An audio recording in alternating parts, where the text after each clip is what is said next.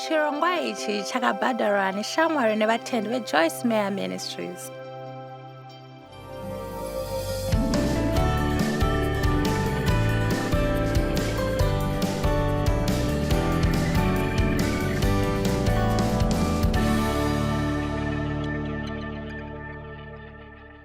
Manheru anochadzidza kurwa seMuKristu.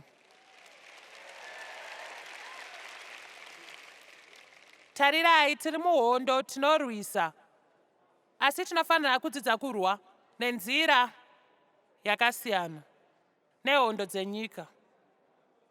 Uye kutsamwa hakuna chakunobatsira. Tinofanira kutaura pamusoro pekutsamwa.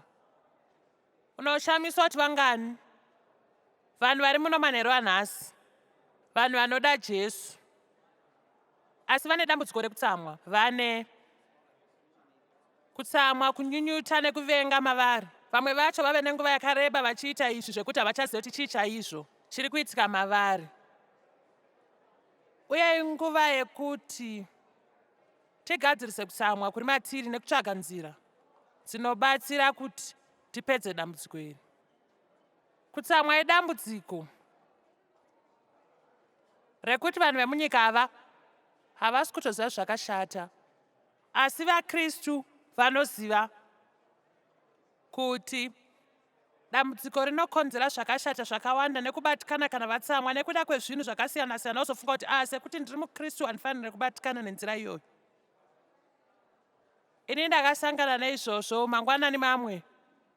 Ndaifanira noparidza makore apfuura ndichiri kuita masangano emadzimai kukereke yandaipinda iri kuSt. Louis makore 25 apfuura.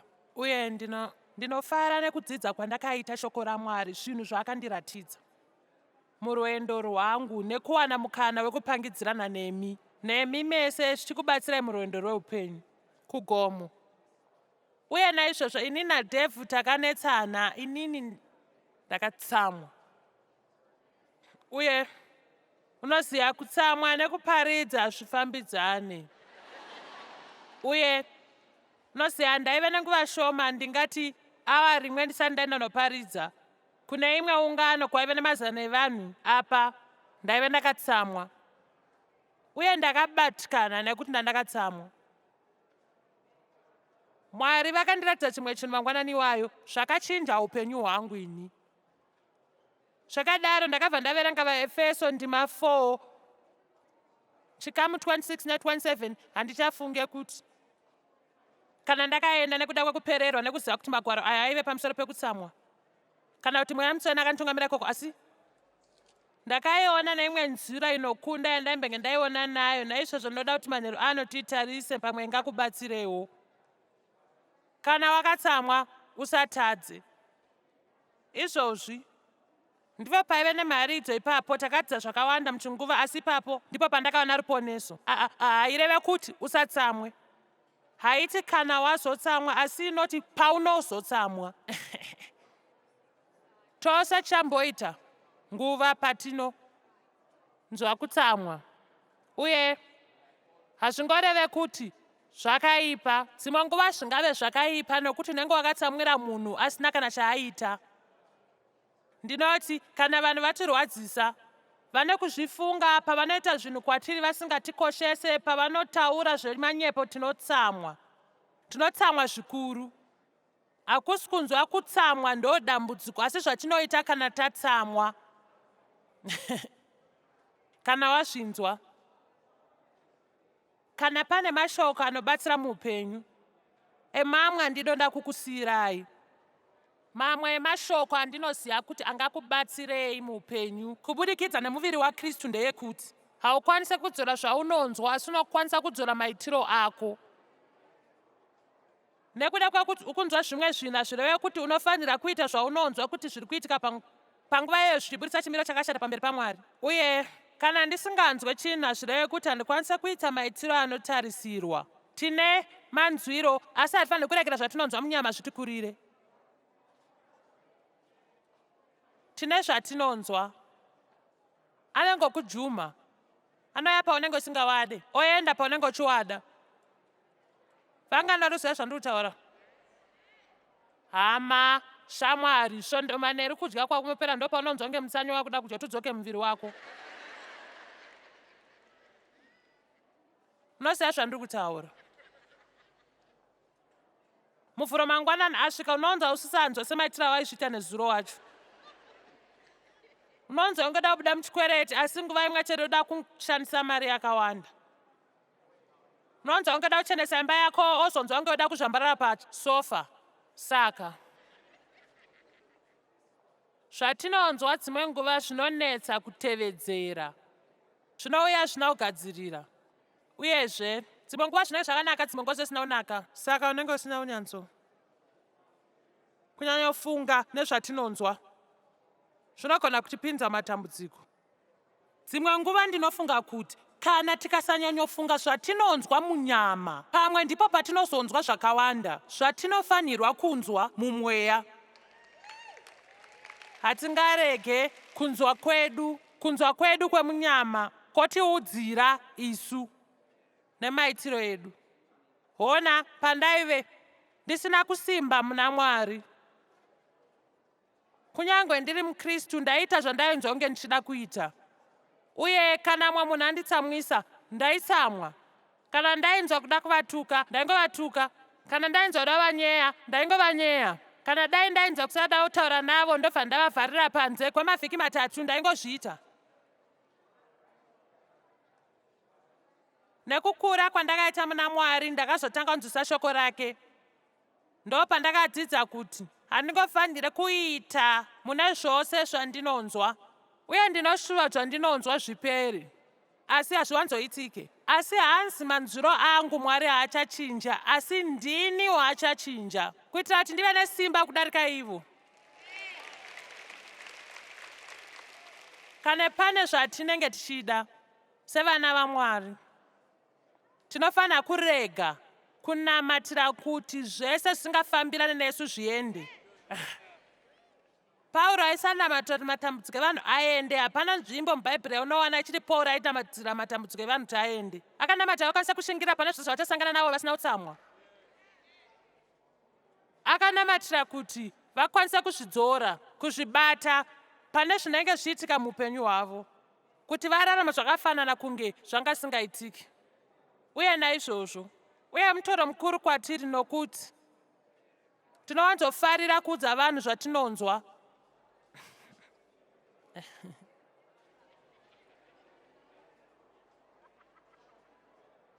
Ndinonzwa handinzwe, ndinonzwa handinzwe, ndinonzwa handinzwe, ndinonzwa. Mira ndikuudze zvandinonzwa.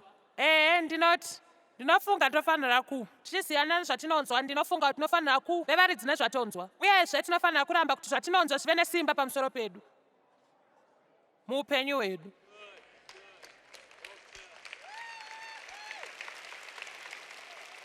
Pari zvino tinofanira kufunga nezvazvo nekuti idambudziko guru muupenyu hwevanhu.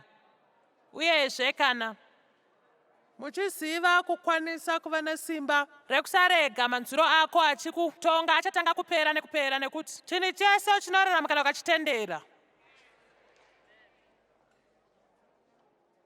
Uye nzira yokuuraya zvinhu kurega kuzvipa chikafu, worega kuzvitendera. Uye zvinotanga kupera simba pamusoro wako. Zvinhu zvaive zvakaoma zvinenge zvisina kunyanyooma sezvazvaingove. Uye tese tine manzwiro, hatikwanisa kuita chinhu pamusoro pazvo, asi tinofanira kusarudza kusaita chinhu kana tichiziva zvezvidiwe neshoko raMwari. Asi vimba neni, mwana womwe ane simba rekuita zvaanoda. Ndati tose tine simba rekusarudza kuita zvatinoda. Wakasununguka uye unosarudza zvaunoda. Kuzvidzora ndiwo muchero wemweya wakapiwa kwatiri kuti tigodzora. Fembera ani? Honai kungwara kwamakaita. Kudivi rinori vakangwara. Ngatizviite zvakare. Kuzvidzora ndiwo muchero wemweya watakapiwa kwatiri kuti kwanise kudzorani. Ehoi mese magona bvunzo. Nekuda tinofanira kudzinga mweya kuti handikwanisa zvakaoma. zvakaoma. Uye ndobvuma kuti ukaregedza manzwiro ako, kunyanya kutsamwa ukurega kuita kuvenga, unobva wasvika pachikamu chekusagona kuzvidzora. Ndosaka tiri kufanira kutanga kudzidza kuti kuona zvinhu pazvinenge zvatanga kuitika, kuti todzora mafungiro edu sei zvisati zvaita zvinobatisisa mupfungwa dzedu, kuti tonzvenga sei muvengi asati apinda matiri. Kwekutanga muvengi paanongotanga kukuedza ndopaunobva muzvivi. Hande yautambe nayo kwemavhiki 3 uchishuvira kuti ndochazobatwa. Usaite kunge kamusikana kadiki kaifamba kachitsika pamatero egomo. Kakaona nyoka yakarara munzira uye kwaitonhora, uye akakumbira kuti ndisimudzewo undiise mujuzi rako. Akaramba achiti, handisi kuzombozviita izvozvo. Iye akati, ndokumbirawo kani undisimudze undiise mujuzi, kuri kunyanya kutonhora. Mwanasikana akaisimudza akaisa mujuzi, kamuruma akabvunza kuti, ko wandirumirei wanga uchiziva zvandiri pawanga uchindisimudza?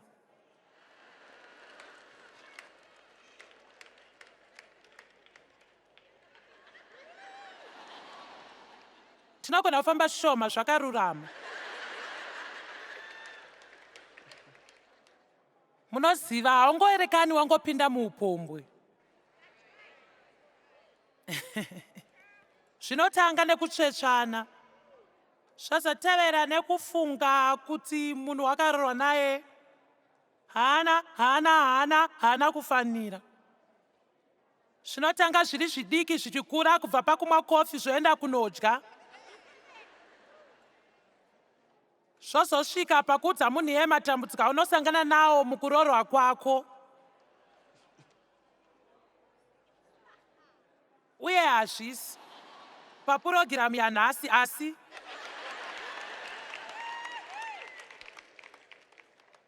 asi kana taingove, unoziva makambokanzwa kekuti ngoma inorohwa ichapisa.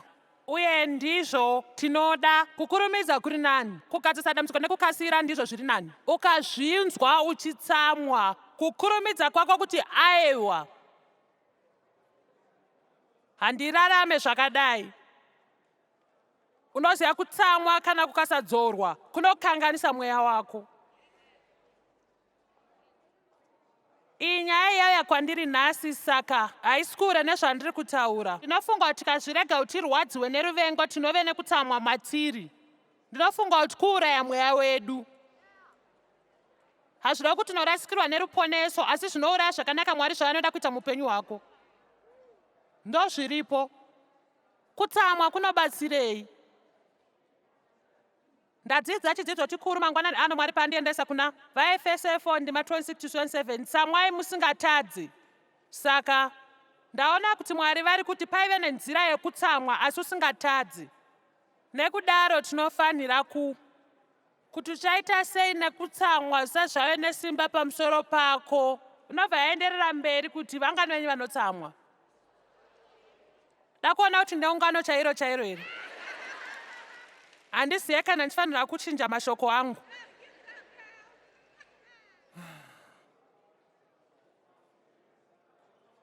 Kana ukatsamwa usatadze. Ndima 26, musarege kutsamwa kwenyu. Kutsamwisisa, kunyunyuta, zuva ngarirege kuvira muchakatsamwa. Zvikadaro kuti watsamwa mangwanani noziva rose, asi zvikaitika wakuda kurara uri pakaoma.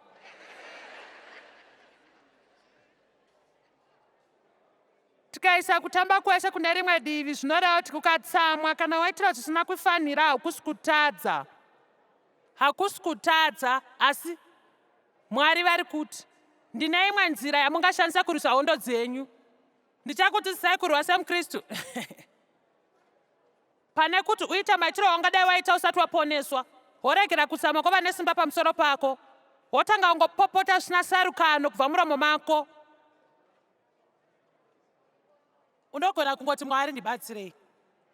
Ndibatsirei, ndinoziva kuti izvi hazvimbondisvitsa kure. Ndinoziva izvi hazvina kunaka. Asi handina zvandinoita nekuzvidzora nekuvimba kuti imi muchaziva zvekuita nedambudziko iri. tine nzira yekubuda nayo. Ndinotenda Mwari kuti hatifanire kuzvichengetedza. Vamwe vedu tinofanira kuchirega kuzvichengeta tozviisa mumaoko aMwari. Pangave nemunhu here muno aneta nekuzvichengeta nguva dzose, uye nekuedza kuripiwa nevose vakakutadzira neavo vose vakakundikana. Nekudaro ndinovimba kuti muimba ino pane umwe munhu kana kuti ari kuona chivhitivhiti ave nenguva refu akatsamwa ane, uye kana wazvipira kuti hauchadi kutsamwa kwenguva refu. Ndaive nekutsamwa kwakawanda, kwezvikonzero zvakawanda. Kutsamwa kunogona kwakakonzera, unogona kuve una chikonzero chikuru kuti utsamwe. Asi Jesu ari kuti hauna kodzero yekuti utsamwe nekuti handiwo mararamiro andinoda kuti uite. Ndine zvandakakugadzira, ndinoda kudzidzisa kuti urwe seMuKristu. Amen. Ukatsamwa usatadze. Usarege kutsamwa, kuvenga nekutadza kugare mauri kusvika zuva rivire. Usape Satani mukanya muupenyu hwako. Usatombomupe mukana wakadaro. Kana tikagara takatsamwa, kuvhurira Satani musuwo kuti apinde wounza nyonga muupenyu hwako. Nzira yaMwari ndiyo iri nani. Kutsamwa kuri pedyo chaizvo nengozi. Isadhipa naenga panobuda dhenja. Mirai ndikuudzei kuti tiri kurarama munyika yakatsamwa mazuva ano. Ndinoshamisika chaizvo nekurwisana, kuti kurwisana munyika kuri kuramba kuchiitika. Ndinoreva zvimwe zvinhu zvatinonzwa panhau vhiki rapera. Kubayana nekufurana, nevana vachiri kukura voita misikanzwa kunyanza vosungwa. Mushure mekunge vagona zvenhabvu vanobva vaenda kunorwisana nekuita nyonga. Uye tinongoti chii chiri kuitika? Uye ndinotenda zvimwe zvezvinhu Mwari zvaandiratidza. Ndinoziva kuti hunhu huri kudzika chaizvo munharaunda dzatiri kugara. Uye kwese kwatino ngatizviisei zvakadai so. Kushayika kwezvinhu kwatinako kusagadzikana zvakanaka kwatinoita munharaunda. Kurwisana, kuurayana, nekuita unhu hwakashata, nekupengereka. Saka zvese izvi zvakashata zviri kuitika kuedza kudzinga Mwari mukurarama kwedu zvinova zvisingadiwe naMwari chete, asi zvinokonzeresa ngozi dzakanyanya. Vanhu vanofanira kuita chinhu chakanaka chekushuvira. Vanofanira kushuvira kuchinja. Uye kana uchifunga kuti hakuna Mwari, saka hakuna tariro. Munoziva zvandofunga, zvinhu zvakauya kwandiri vhiki rino. Ini ndinofunga kuti vanhu vazhinji ava vari kuita dzese mhirizhonga dzakashata idzi, ndinofunga kuti vanhu vakatsamwa vasina tariro. Havatombozive kuti sei vanokunda sei hondo dzavo. Havana munhu anovabatsira, havana munhu wavanotaura naye. Vanongoziva kuti zvinhu hazvisi kufamba mushe, uye vakangozvitsamwira. Vazhinji vacho vane zvinhu zvakamboitika kwavari, asi nekuti havazive Mwari, havazive nzira yekusiya Mwari avarwire. Vanobva vatsamwa, vakatsamwisisa, vakatsamwa. Iko kutsamwa ikoko kunobva kwaita kubatikana nekutadza kuregerera zvokonzera kutsamwa kukuru. Tobva tazviita izvozvo.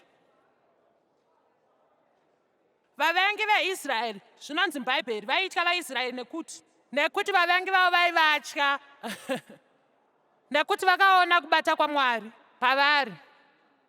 Naizvozvo tinofanira kuva nekutenda kukuru, kwete kungove kushoma apo neapo. Tinofanira nekuva kutenda kwakakura, une simba, ushamwari naMwari. Izvo zvichireva, ndinoda kuti muteerere, zvinoreva kuti tinofanira kuregera kutamba nekutamba seMuKristu. Uyezve tinofanira kuva nechokwadi mukuita zvinodiwa naMwari. Uye ndinoda kukuudzai usiku huno kuti hazvibvumidzwe kuita muKristu anotsamwa zvikuru. hazvitombofambidzane naMwari zvachose. Munoti handina kutsamwira chimwe chinhu, asi kana usiri unenge wakakomborerwa. Mira ndikuudzei. Unoti unoziva sei ndakatsamwa? Mira ndikuudze, ndaizviita kubva kare. Ndinoti akasike kutanga ndichizviita izvi. Uye handisati kana, noti kana padiki zvapo. Ndakamboparidza pamusoro pekutsamwa, kunyunyuta kusaregera nguva ipi zvayo.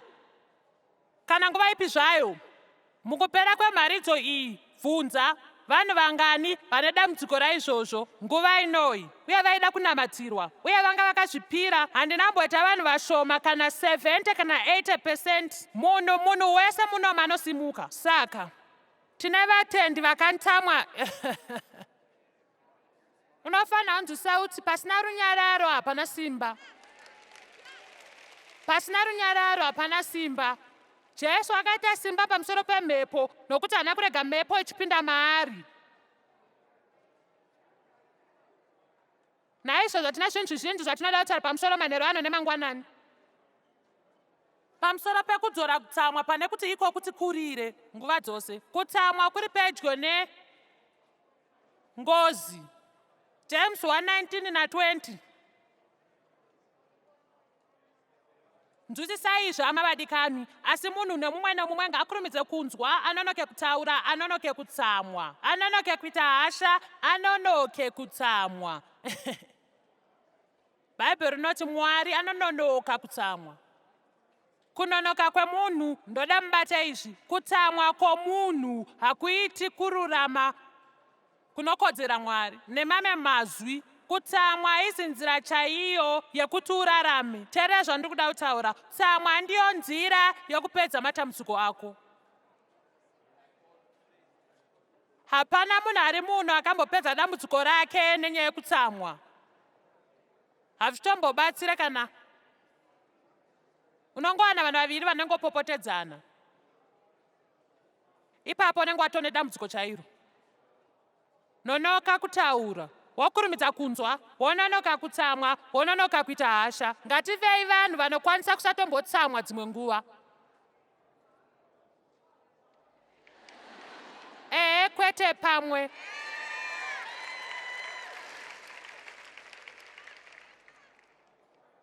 Ndinoziva zvinogona kuitika nokuti ndaive munhu anokasira kutsamwa. Ndaigara ndakatsamwa fura unyarara. Dzimwe nguva ndaizvitaura, asi dzimwe nguva zvaingondidya ndega mumwoyo. Kana tikatsamwa, tikasazvigadzirira tinoputika kana kuti tinovharirwa mukati. Tinogona kurwadzirwa mukati kana tinogona kuputikira mumwe munhu. Nguva zhinji unowanzozviitira vanhu vanenge vasingatomboziva kuti wakatsamwirei.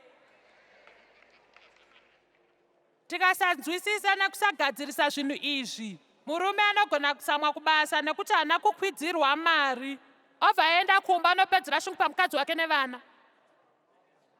Uye ndozvinoitika nguva zhinji. Kazhinji kacho nyaya yekuti hatizvinzwisise uye hatibvume kutsamwa kwedu, kuti ndakatsamwira ichi, kuti ndakatsamwa kuti zvasina kunaka, uye ndandifanira kutowana mari ichikwidzwa iyoyo. Asi Mwari nguva inoyi ndichazviregedzera kwamuri.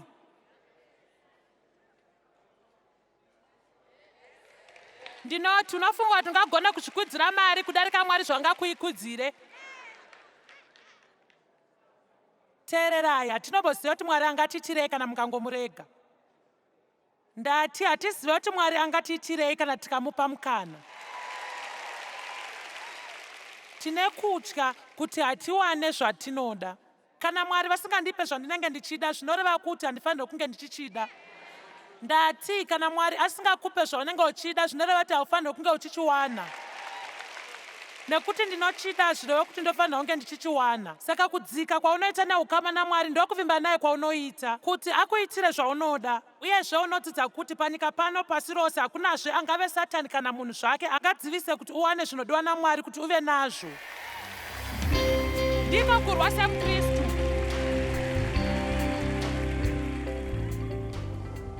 Kutsamwa kunowanikwa matiri nguva nenguva, asi zvatinozoita kana tatsamwa ndizvo zvinoratidza kuti tichava dambudziko here kana kuti kwete. Naizvozvo ngatidzidzei kuzvidzora kuti tisatsamwe, tigorarama murunyararo rwaMwari.